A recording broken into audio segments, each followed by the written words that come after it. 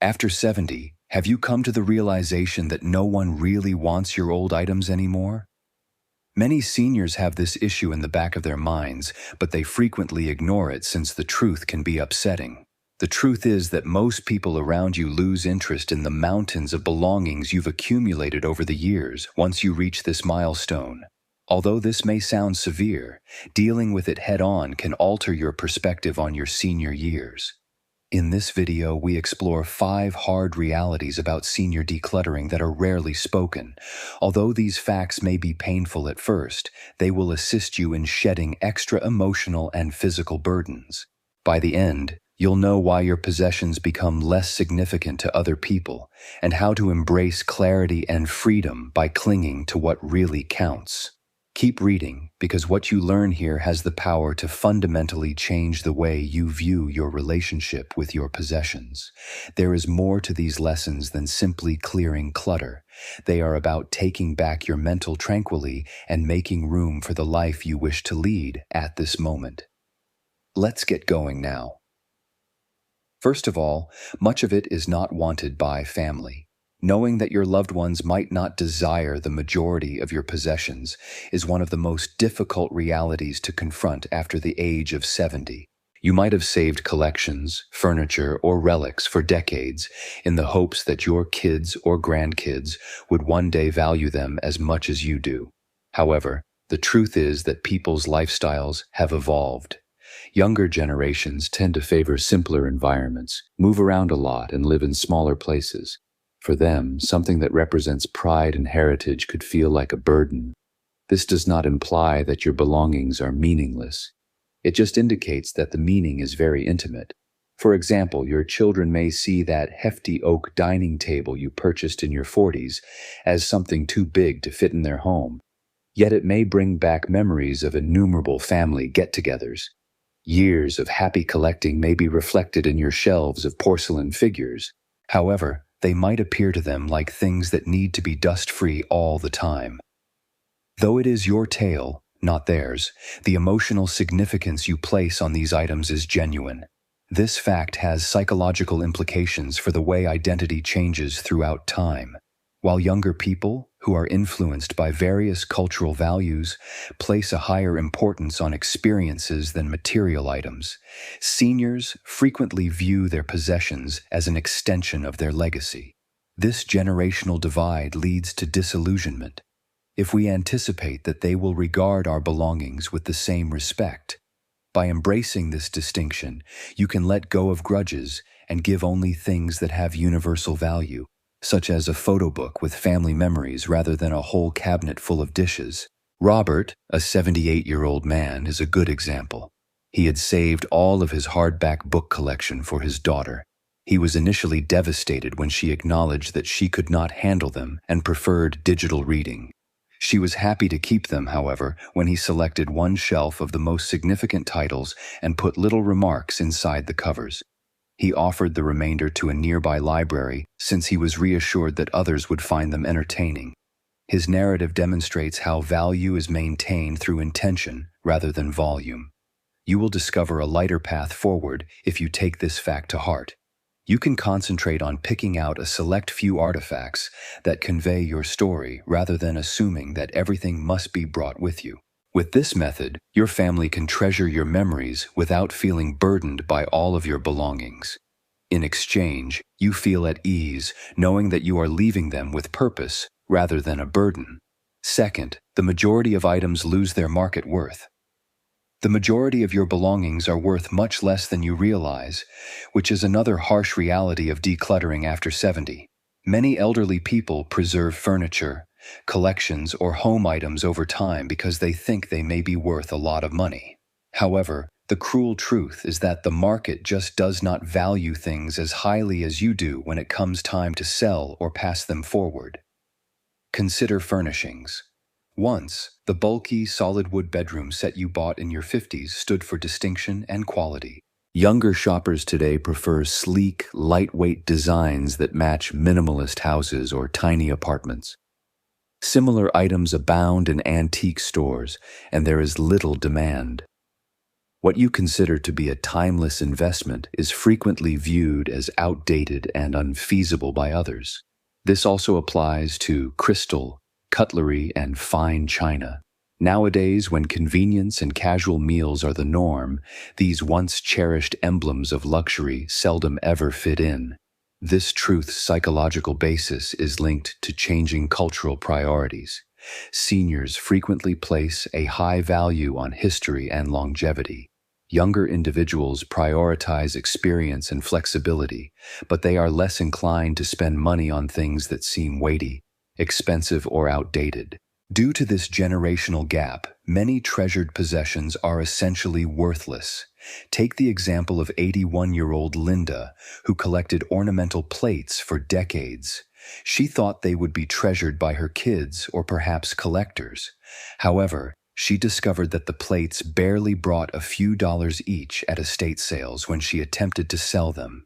She decided to give one dish to each grandchild, along with a brief written recollection explaining why it was important to her rather than holding to disappointment.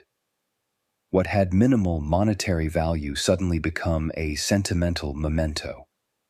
This fact reminds us that the worth of your possessions is determined by their significance rather than their monetary value. You can overcome the pain of disappointment by letting go of the expectation of profit. You can concentrate on turning commonplace objects into memory vessels rather than aiming for financial gain, selecting only those that accurately convey your tale. Please let me know in the second remark below if you're still watching this video and finding these ideas helpful. To ensure you don't miss any videos, I advise you to subscribe and turn on the bell if you haven't already. We can keep producing high-quality content to educate and uplift you thanks to your support. All right, let's proceed.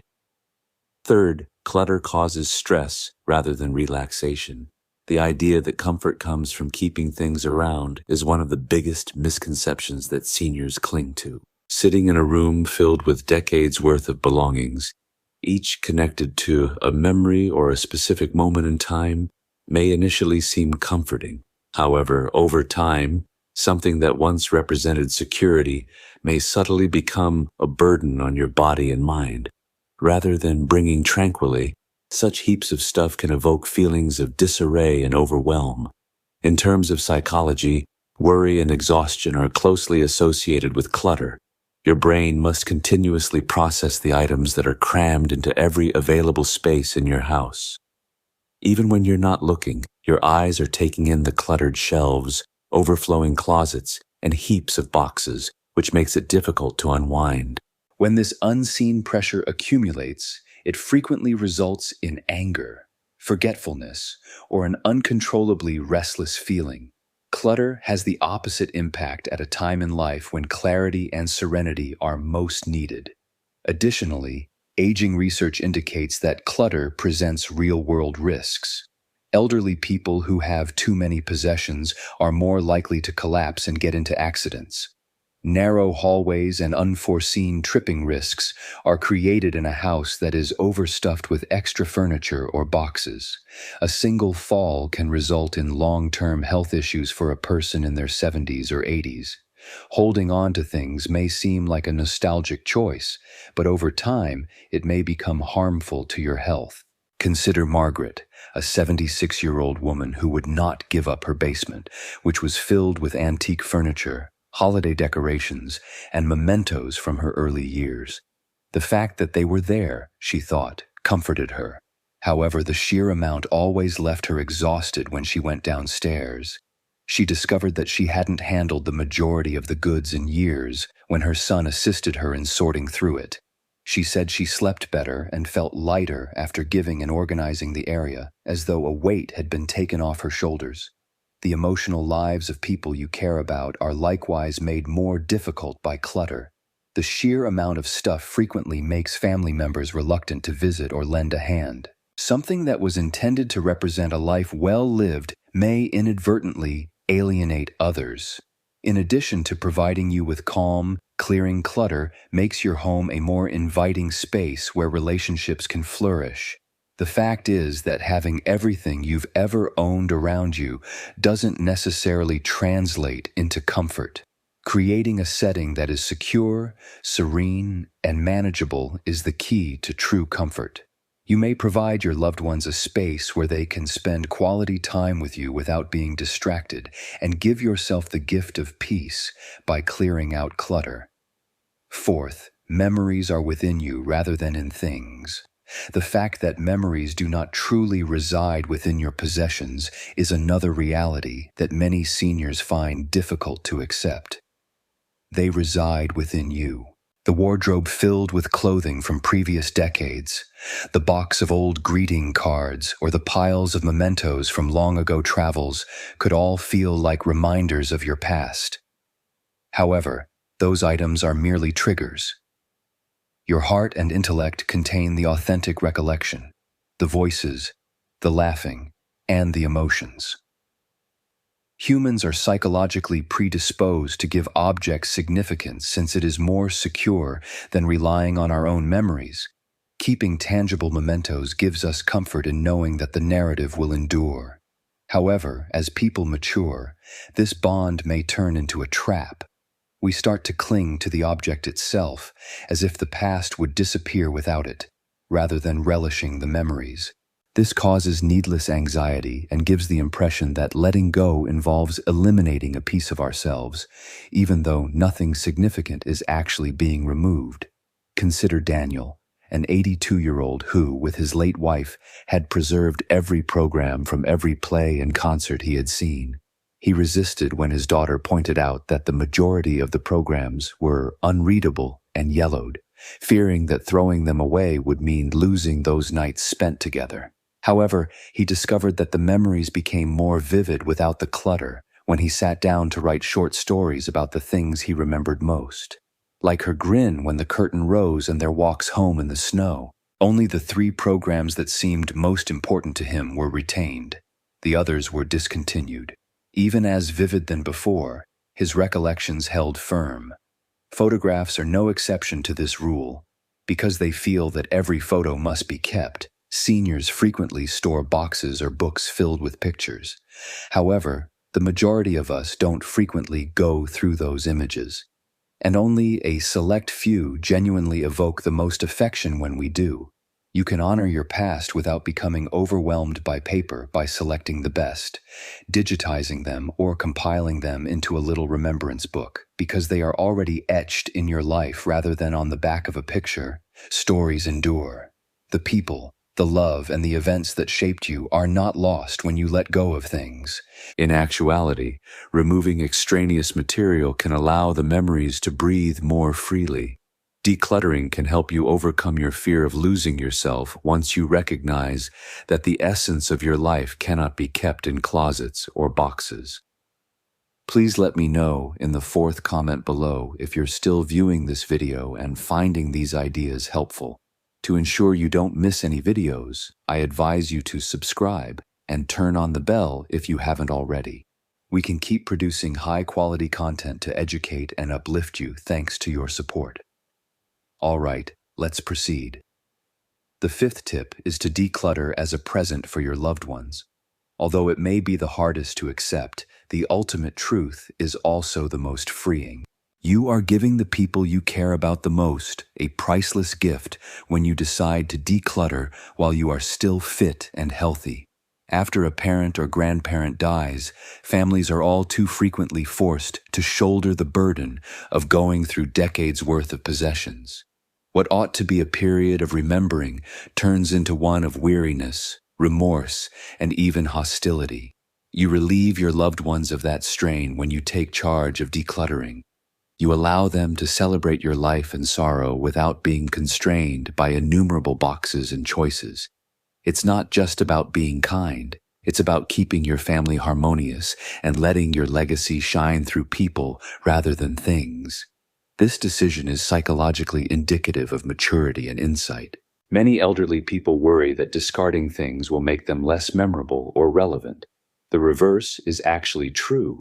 You can demonstrate to your loved ones that you care enough to spare them needless suffering by getting rid of clutter, more than the items you left behind. They will remember your thoughtfulness. Take the case of 79-year-old Ella Lehner, who gradually decluttered her home over the course of 2 years.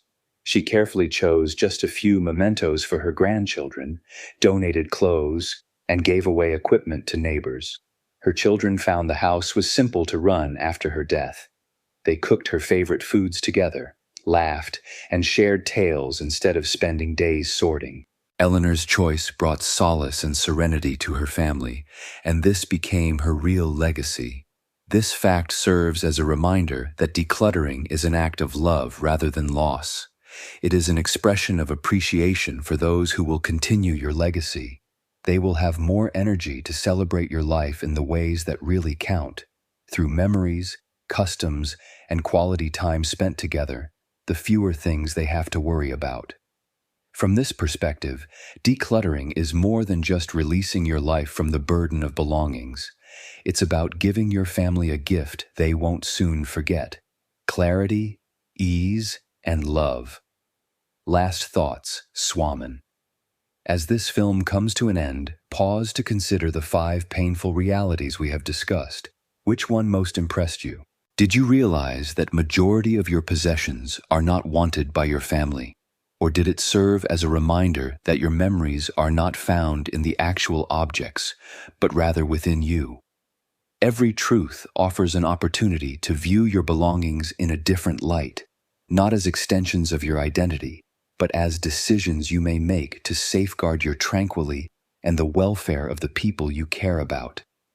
Eliminating the past is not the goal of decluttering at this point in life. It's about paying respect to it in a way that releases you. It is about relieving your family of the burden of the future while making room for peace, happiness, and connection. You find a new type of strength, the ability to let go with love when you confront these realities head on. We appreciate you being here with us today. We would be delighted to hear from you. Tell us about one lesson you learned today and how you intend to apply it in your life in the comments section below. We value your opinions, so please feel free to express them. We are greatly inspired and encouraged by reading your remarks. Please like, subscribe, and share this video if you found it entertaining and useful. We can keep producing high-quality content to educate and uplift you thanks to your support. We appreciate your time and hope to see you in the upcoming video.